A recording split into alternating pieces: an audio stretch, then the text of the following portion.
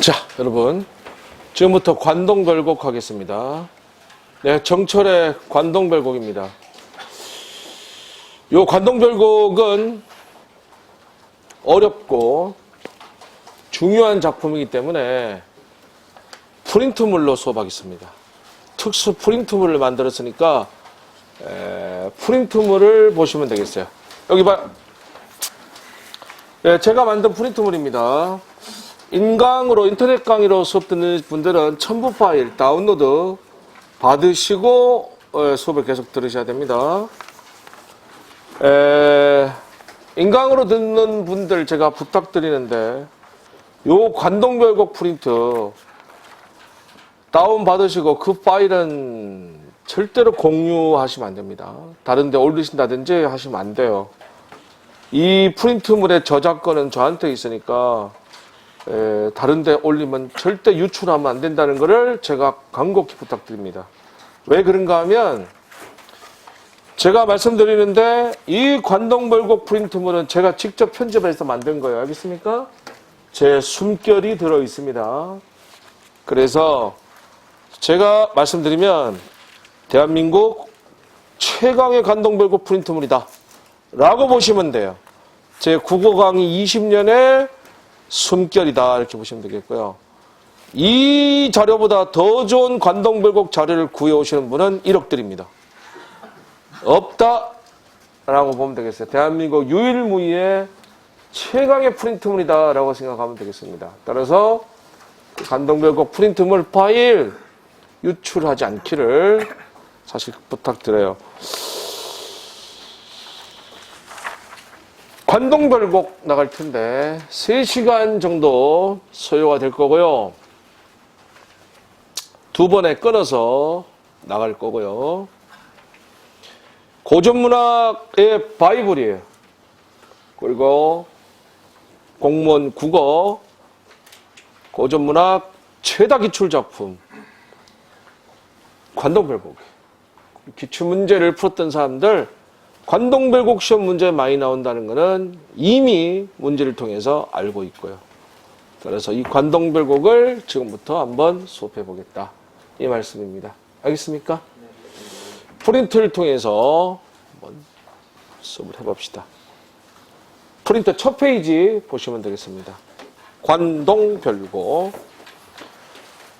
네, 관동은 정확하게 말하면 대관령 동쪽 지역인데 흔히 강원도 지역을 얘기할 때 말을 합니다. 정철이 썼고요. 핵심 정리 보세요. 갈래 밑줄 가사 문학이고 양반가세 기행가사고요. 정격 가사입니다. 구성은 서사, 본사, 결사의 3단 구성이고 그 다음 밑줄 시간과 여정에 따른 추보식 구성이다. 중요한 거 추보식. 문체는 가산체, 운문체, 화려체. 운율은 3, 4조, 4사조의 4원보 연속체고 연대는 선조 13년 1580년에 쓰여졌고요. 주제 밑줄 관동지방의 절경 유람과 연군 애민의 정의 되겠습니다. 특징 7가지 나오는데 7가지 특징 다 같이 한번 가로까지 다 읽어보겠습니다. 서경 여정과 시죠. 서경 여정과 서정 정서의 잘 조화되어 있다. 아름다운 우리말의 묘미를 잘 살려 표현하고 있다. 다양한 표현기법, 대꾸법, 비교법, 은유법 등을 활용하여 개성을 실감나게 표현하고 있다. 3, 4, 4조의 사음보의 율격적 대응을 구현하여 음악적 효과를 살리고 있다. 글쓰기에 낭만적이고 풍부한 감성과 탁월한 안목이 잘 나타나 있다. 적절한 고사를 활용하여 감상을 효과적으로 표현하고 있다. 임금에 대한 끝없는 충정 연군, 백성에 대한 사랑, 애민과 함께 신선 세계에 대한 동경, 도전적 풍모이 나타나 있다. 네, 알았죠? 가사문학 되겠고요. 가사 장르의 특징은요, 읽어보시면 됩니다. 그 다음에 아래쪽 핵심 내용 정리, 별표 치고요. 좀 더 보충해서 제가 정리를 해드릴게요. 봅시다. 일단 두 가지의 관동별곡의 포인트 정리하겠어요. 첫 번째 1번. 이 관동별곡은 먼저 유교적인 충의 사상이 나타나 있다. 여기서 유교적 충의 사상, 임금을 사랑하는 마음, 연군지정, 충성심이죠. 나라를 걱정하는 마음, 우국지정, 백성을 사랑하는 마음, 애민지정, 강원도 관찰사, 도지사가 됐으니 자기도 좋은 정치를 지방관리로서 펼쳐보겠다는 선정에 대한 다짐, 포부를 나타내요. 네, 이것들은 전부 유교적인 충의 사상이다. 플러스 그 다음 도교적 신선 사상이 나타난다.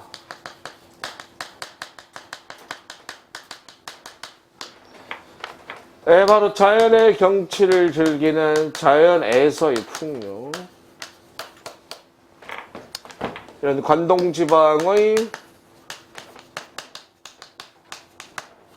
아름다운 자연 경치를 유람하고 있다.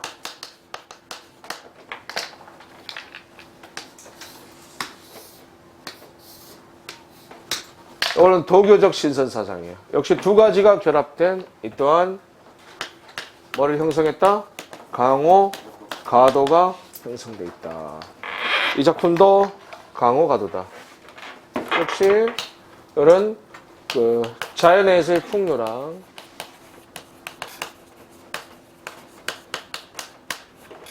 유교적 이념이 결합된 강호, 가도가 형성됐다.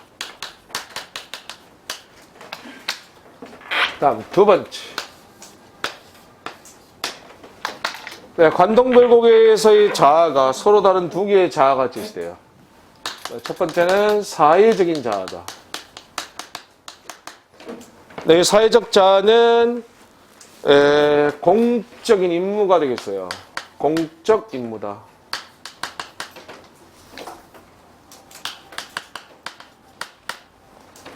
강원도 관찰사라는 그런 위정자의 모습이다.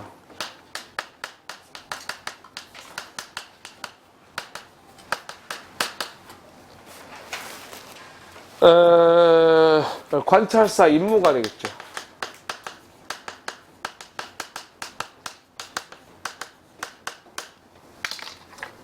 그런 사회적 자아의 모습.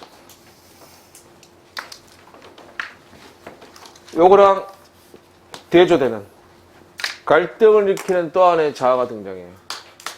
바로 개인적인 자아다. 한 인간으로서의 사적 욕망이다. 한 인간 본연의 모습이다. 한 인간으로서 관동지방의 아름다운 자연 경치를 즐겨서 유람하고 싶은 거예요. 이 자아는 개인적인 자아가 되겠어요. 이 두 자아가 갈등을 일으키게 돼요. 즉,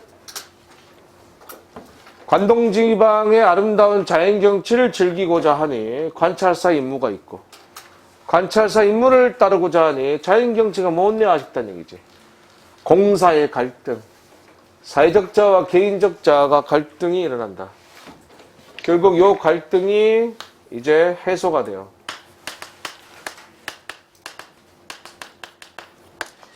그 갈등 해소가 바로 꿈을 통해서 해소돼. 꿈속에서 술을 마시고 신선이 됩니다. 그토록 되고 싶어 했던 신선이 된다. 신선이 돼서 결국 두 개 중에 이쪽을 택하게 돼요. 이쪽을 택하게 된다. 즉, 선공후사 또는 선우후락의 자세다. 무슨 말이냐? 공적인 걸 우선하고 사적인 걸 나중에 하겠다는 얘기야. 먼저 백성들을 걱정하고 나중에 락 즐기겠다는 뜻이에요. 즉, 두 가지가 갈등을 부딪히는데 먼저 내가 관찰사 임무를 충실히 다하고 그러고 나서 자연의 경치를 마저 즐기겠다. 이렇게 결론 내리는 거예요. 갈등이. 알겠습니까? 이게 바로 뭐냐? 이게 바로 공직자의 자세다.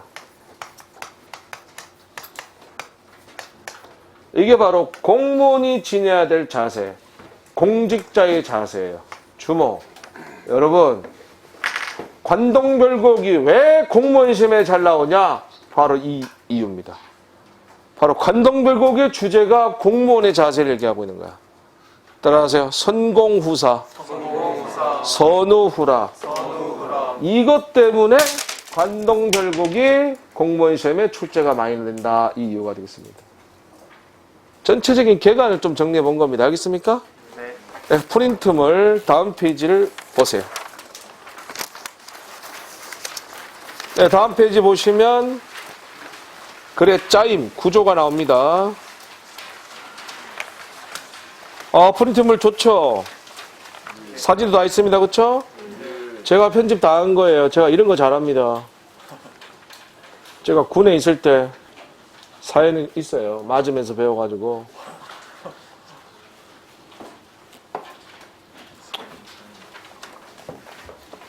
시간 많으면 그 얘기 해주면 좋겠는데 시간 없어서 그 얘기는 다음에 할게요. 그래서 제가 이런 거 잘합니다. 사진 그거 제가 다 네이버에서 다 찾아가지고 그거 붙여놓은 거예요. 좀 이해하기 좋으시라고 그렇게 다 해서 편집 제가 직접 한 겁니다. 전체적인 짜임이 있습니다. 주목. 관동배우기에서 나오는 시험 문제 하나가 있는데 순서 배열 문제가 나와요. 특히 여정의 순서를 맞추는 거 섞어놓고 순서대로 배열하시오 이렇게 나오거든요. 한두 번 나온 게 아니라 여러 번 나왔어요.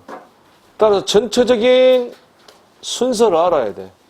여정의 이동 순서를 알아야 된다. 그래야지 그 문제를 맞춘다. 이 말씀이야. 네, 관동별곡은 크게 세 부분으로 얘기되는데 먼저 서사, 본사, 결사입니다. 본사는 다시 두 가지로 나눠집니다. 얘기 한번 들어보세요. 동해안 해안선을 그렸어요. 여기가 동해입니다. 여기 산이 하나가 있는데 금강산이에요. 여기서 물줄기가 이렇게 나오는데 한강이 되겠고요. 여기 산이 삼각산인데 이곳이 바로 왕이 있는 한양이 되겠어요. 여기가 원주라는 곳인데 이곳이 바로 가명이 있는 곳이야. 그러니까 정철이 강원도 도지사 된 거야. 강원도 관찰사 된 거예요. 자기가 근무할 곳인 부임지가 되겠어요. 관동별곡의 시작은 이렇게 합니다. 여기 봐.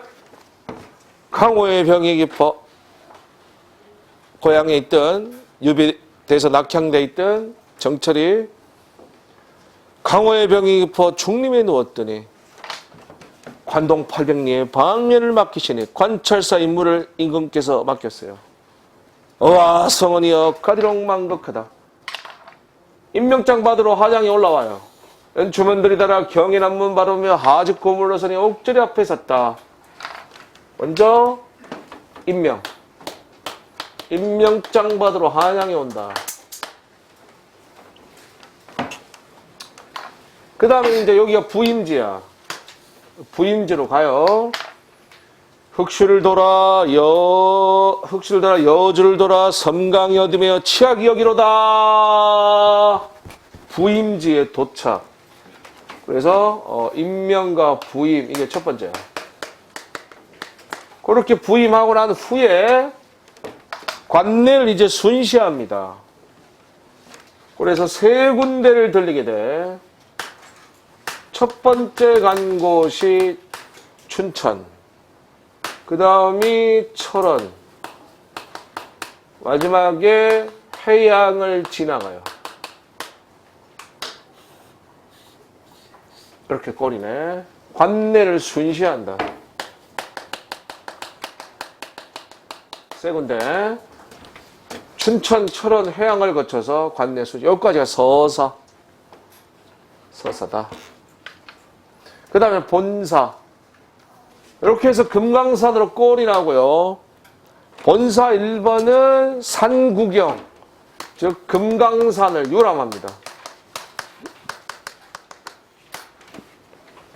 만폭동 계곡부터 출발해서 만폭동 금강대, 진월대, 계심대, 화룡서, 불정대까지 이어지는 금강산 투어를 하게 돼요. 그 다음 본사 2번은 금강산 옆에서부터 시작해서 이 동해안 해안선을 따라 내려와서 이 동해안의 아름다운 8가지의 잔경치를 관동 8경이라 불러요. 본사 2번은 동해 유람이 되겠다. 바다 구경하는 거야. 산영로부터 출발해서 산영로, 총석정, 삼일포, 의상대, 경포, 축소로 마지막 망양정까지 이어지게 돼. 마지막 여정지는 울진에 있는 망양정이 되겠습니다. 여기까지 금강산 요람 후에 동해 요람으로 이어지게 된다. 요 망양정에서 술을 마시고 꿈을 꾸게 돼요. 꿈속에서 신선이 되고요. 신선이 돼서 아까 얘기한 공사의 갈등이 해소돼요. 그리고 마지막은 역시 군은 임금의 은혜에 감사한다는 내용으로 마무리가 됩니다. 이것이 바로 관동별곡 전체의 스토리텔링이 되겠어요. 그래서 지금부터 우린 관동별곡을 풀옵션으로 풀버전으로 전체를 다 보도록 할 겁니다. 알겠습니까? 요 관동별곡은 당연히 여러분 학교 다닐 때 배웠어요. 왜 배웠는가 하면 국어 교과서에 있습니다. 고1 때 아마 국어 교과서에 있었는데 그때도 제대로 못 배웠겠고 뭐 배웠어도 지금 시간이 뭐 얼마입니까? 다 지났으니 제목 정도라도 기억하고 있으면 다행이다 싶습니다. 하지만 공무원 시험을 보기 위해서는 관동별곡은 필수작으로 알아야 돼. 그냥 처음 배운다는 생각으로 보면 될 것 같습니다. 알겠습니까?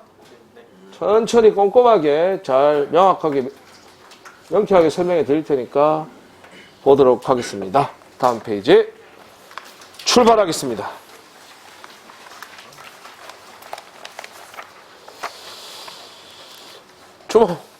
우선 작가 정철에 대해서 조금 이야기를 하고 가겠습니다. 그게 도움이 됩니다. 들어보세요, 이야기를. 시험에 나오는 건 아니지만 그래도 정철을 조금 이해를 해야 관동별곡을 좀 이해하기 좋을 것 같습니다. 이 정철은 1536년에 태어나서 어려서부터 좀 불우했어요. 여기 봐요. 어려서부터 바로 아버지가 을사사화에 연루돼서 아버지가 유배를 당했어요. 아버지는 유배를 당하시고요. 어머니와 함께 어린 시절에 고향이 전남 창평이에요. 전남 창평에서 어린 시절을 보내요. 거기서 이제 공부를 하고 어린 시절을 보내고요. 나중에 이제 아버지는 이제 다시 유배에서 풀리고요. 아버지가 유배당하기 때문에 이제 과거길이 좀 막혀 있었겠죠? 하지만 무지 똑똑한 친구야. 좀 뒤늦은 나이에, 당신은 좀 늦은 나이에 25살에 과거에 장원급제합니다. 요즘 말로 얘기해서 전국 수석이야. 대가의 장원급제해.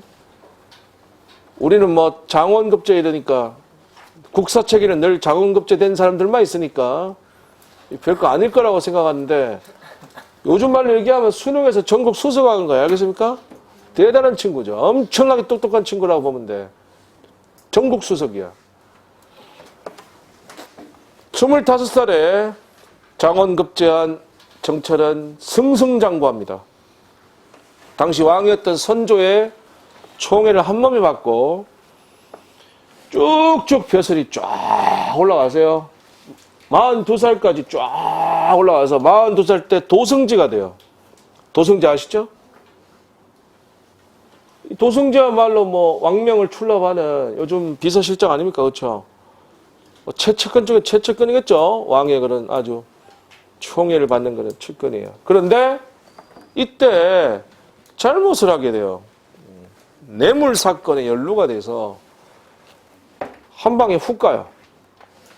석탈관직 당하고요. 유배, 첫 번째 유배를 당합니다. 낙향을 하게 돼요. 실망이 컸겠죠. 25살에 장원급제에서 쫙쫙 승승장구하다 42살까지 도성지까지 올라갔는데 한 방에 훅 간 거 아닙니까? 유배당해서. 이거말로 반성문 써가면서 진짜 와신상담 절치부심하고 있었겠죠. 내 인생은 끝나는구나 싶었겠죠. 그런데 44살 때 당시 왕이었던 선조가 정철을 강원도 도지사 시켜줍니다. 기분이 굉장히 좋겠죠. 내 인생 끝나는가 싶었는데 강원도 도지사 시켜줘요. 그게 바로 관동별곡이에요. 알겠습니까?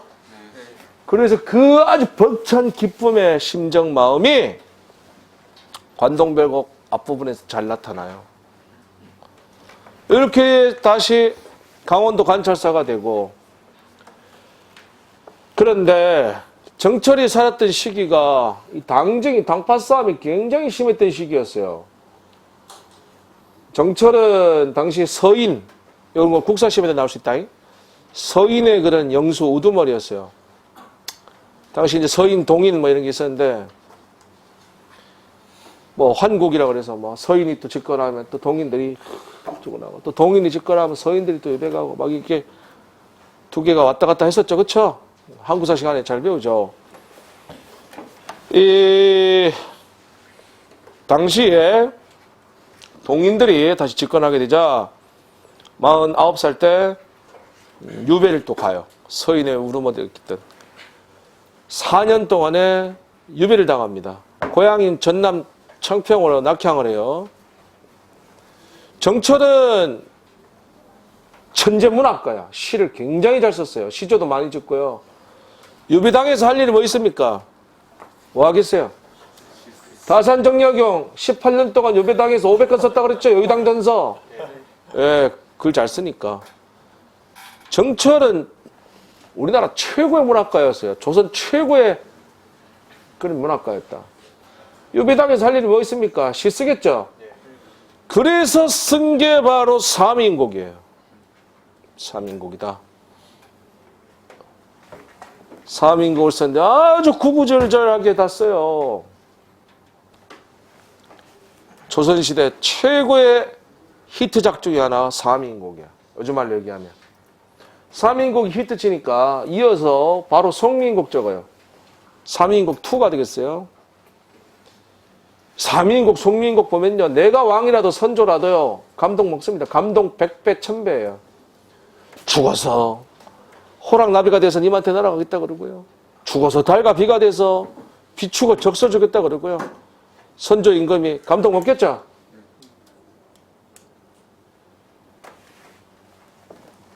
이때 또 이제 사건들이 일어나요. 뭐 역사 시간에 배웠겠지만 뭐 정렬이 모반 사건 뭐 이런 게 일어나고요. 유배되어 있던 정철이 한 방에 우의정으로 발탁돼요. 그러면서 이제 기축옥사 뭐 이런 걸 통해서 동인들 전부 다 축초를 해서 수백 명을 다 죽입니다. 장세요. 우의정으로 발탁된 정철은 다시 이제 좌의정까지 올라가게 되고요. 다음에 또 세자 책봉 문제로 또 다시 세 번째 유배를 당해요. 유배 3번 가요. 얘는 중앙정교에 있을 때는 뭐 바쁘잖아요. 정치인이. 그쵸? 그때는 정치하고요. 유배 당하면 꼭 뭐 하나씩 나와. 할 일 없으니까 유배 당해서 뭐해. 시는 잘 쓰니까 시나 막 쓰는 거예요. 유배를 좀 덜 당했어야 됐어. 좀 안 나왔을 텐데. 그리고 임진왜란이 일어난 해에 1593년에 죽습니다. 파란만장한 그런 삶을 살았던 정철이었습니다. 정철은 우리나라 최고의 그런 시인이었다. 조선시대 최고의 문학가였다. 그건 두말할 필요도 없습니다. 지금 이게 이 500년 전 1580년이니까 500년은 좀 안 되지만 그때의 글입니다만은 지금 2011년에 봤을 때도 이 글은 명문이야. 아주 뛰어난 그런 그림에 틀림없다. 천재 시인이었다. 또한 냉철한 정치인이었다. 정철을 잠깐 이야기했습니다. 알겠습니까? 봅시다. 본문 서사. 강호의 자연의 병이 깊어 한자성어 알아둡시다. 밑에 작은 글씨로 적혀 있죠? 천석고황 연하고질 연하지벽. 여기서 천석과 연하는 자연을 말하고요. 고황, 고질, 지벽은 애착, 몹시 사랑하는 마음을 얘기합니다. 따라하세요. 천석고황, 연하고질, 연하지벽. 자연의 병이 깊어, 즉 자연을 몹시 사랑하여 중림에 누웠더니 중림 밑줄 전남 창평 유배지이자 고향인 창평에 있었더니 관동 800리에 광원도 800리에 방면 밑줄 관찰사의 임무 되겠어요. 관찰사의 임무를 맡기시니 아 성은이야 임금의 은혜야 까디록 만극하다 갈수록 끝이 없다. 땡큐 킹 되겠습니다. 기쁘겠죠? 주먹 벅찬 아주 그런 마음을 얘기했습니다. 내 인생 끝나는 줄 알았는데 선조가 강원도 관찰사 도지사 시켜주니 그 기쁜 마음이야 이루 말 수가 없죠. 땡큐 킹 하고 임명장 받으러 한양에 올라와요. 연추문들이 달아 경인암문 바라보며 연추문은 경복궁의 서쪽문이에요. 연추문을 들이달아 달려들어가 경인암문은 경인은 남쪽문으로 오늘날 광화문이 되겠어요. 서울에 바라보며 가로 열고 입궐. 경복궁에 입궐한 거예요. 임명장 받아 들어간 겁니다. 하직호 물러나니 하직 앞에 가로 열고 퇴궐. 입궐했는데 벌써 퇴궐하고 있어요. 비약법을 쓰고 있어요. 뭐라고요? 예, 건너뛰고 있습니다. 시공간적 거리 건너뛰어서 아주 속도감 있는 사건 전개를 하고 있다. 입궐했는데 벌써 임명장 다 받고 그 다음에 바로 퇴궐하고 있다. 하직 인사하고 물러나오니 옥절이 앞에 섰다. 옥절은 관찰사의 징표가 되겠습니다. 앞에 서 있다. 자, 이제 부임지인 원주로 갑니다. 이동합니다. 평구역이 경기도 양주입니다. 말을 갈아타고 흑슈는 경기도 여주가 되겠어요. 여주를 돌아더니 이렇게 양주 지나서 여주 지나서 이제 원주 가는 거야. 섬강이 어디며 치악이 여기로다. 원주에 가면 섬강이라는 강이 어리고 치악산이라는 산이 있어요. 부임지에 도착한 거죠? 예, 원주에 도착한 겁니다. 여기까지가 서사 1번으로서 임명과 부임이 되겠습니다. 오른쪽에 알맹이 1번에 줄쳐요. 관찰서로 부임되는 여정의 생략과 비약을 통해 속도감 있게 내용을 전개한 비약법 동그라미. 이것은 관찰서로 임명된 것에 대한 기쁨을 표현하며 경쾌한 느낌을 준다. 아래쪽 현대의 풀이 다 같이 읽겠습니다. 자연을 사랑하는 시작. 자연을 사랑하는 병이 깊어 대숭배에 누워있었더니 임금께서 살펴이나 되는 광우의 전찰사 소임을 맡기시니 아 임금님의 은혜야말로 갈수록 끝이 없다. 연주문으로 달려들어가 경외로운 남문을 바라보며 임금님을 하직하고 물러나니 임금님이 내린 관찰사의 신표인 옥절이 행차의 앞에 섰다. 양주의 평구역에서 말을 갈아타고 여주의 흑수로 돌아드니 원주의 성강은 어딘가 치악산이 여기로다. 그 다음이 아주 중요한 단락으로 별표. 서사 2번 단락이 시험에 잘 나오는 단락이다. 여러 가지의 다양한 그런 정서가 나타나고요.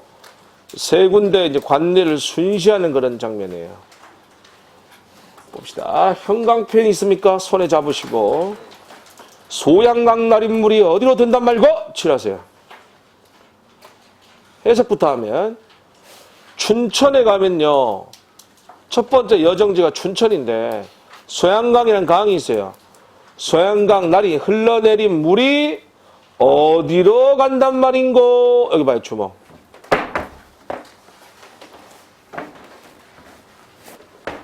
관동 별곡에서 임금이 계신 한양 쪽으로 강물이 흘러가는 장면이 2번 나오고 임금이 계신 한양 쪽을 바라다 본 장면이 또한 2번 나올 거야. 이거 모두 다 연군지정. 뭐라고? 연군지정. 임금을 사랑하는 마음, 충성심을 나타낸 거예요. 왼쪽에 박스 연군지정 보입니까? 그게 바로 연군지정이야. 그 구절이. 그걸 파악하는 게 포인트야. 또다시 형광펜. 고신거국의 백발도 하도할 샤! 해석하면 외로운 신하가 임금 곁을 떠나니 백발은 근심걱정이야. 근심걱정이 하도할 샤 많기도 많구나. 이거는 우국지정입니다. 옆에 나라를 걱정하는 마음 우국지정이 되겠어요. 따라서 주목. 첫 번째 관내를 순시한 춘천에서 2가지를 나타내요. 소양강 흘러내린 물이 어디로 간단 말인고의 연군지정을 나타냈고요. 고신거국의 백발도 하도할사에서 우국지정을 나타냈어요. 이렇게 2가지가 춘천에서 나타나고 있다. 다음.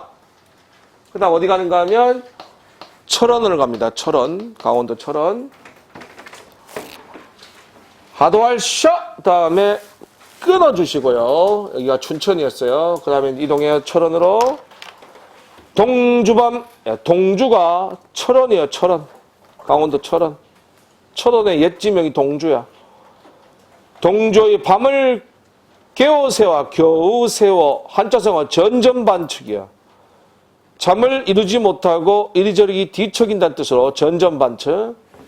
국간정에 올라하니 오르니. 다시 형광펜. 삼각산 제일봉이 하마연별이로 다.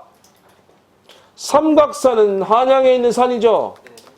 여기에 경복궁이 있어. 대궐이 있어. 제일봉 동그라미 왕을 이야기해. 임금왕자 저거. 삼각산 제일봉 우리가 하마면 웬만하면 베리로다 보일 것도 같구나. 한양 쪽 바라보고 있는 거죠? 뭐야? 우국지정. 우국지정. 옆에 있어 박스에 우국지정. 연군지정. 예, 연군지정. 연군지정. 한양 쪽 바라보는 거 연군지정입니다. 알겠습니까? 예. 그 다음. 국왕대궐터에 오자기 지직이니 천고흥망을 안 한다 뭘 안 한다. 여기 봐. 이 철원에 뭐가 있었는가 하면 궁예라고 들어보셨습니까? 궁예. 예, 옛날에 태봉 후 고구려 궁예.